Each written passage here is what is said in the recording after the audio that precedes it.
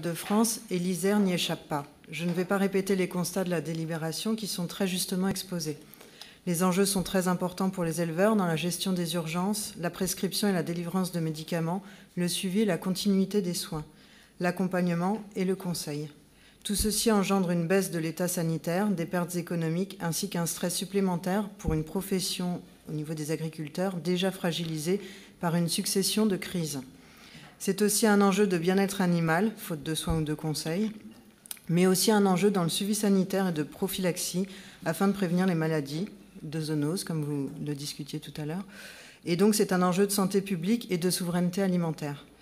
La loi DADU de 2020 permet aux collectivités territoriales d'agir et notre groupe UGES soutient l'initiative du département à maintenir un maillage vétérinaire en zone rurale.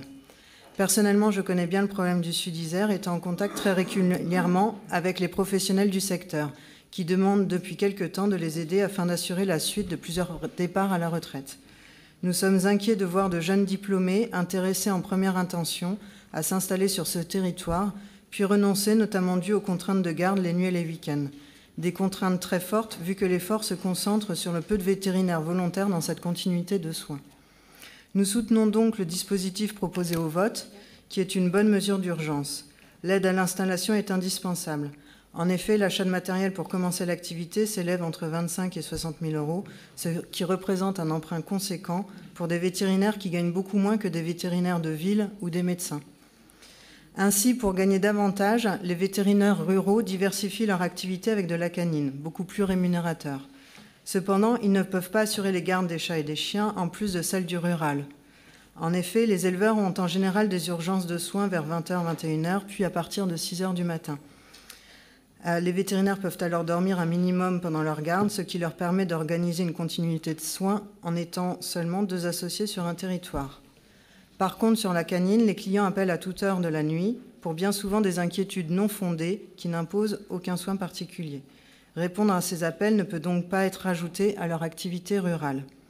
Il nous semble alors intéressant d'organiser une solidarité de tous les vétérinaires sur les services de garde de la canine au niveau départemental pour décharger les vétérinaires ruraux des gardes de cette patientèle.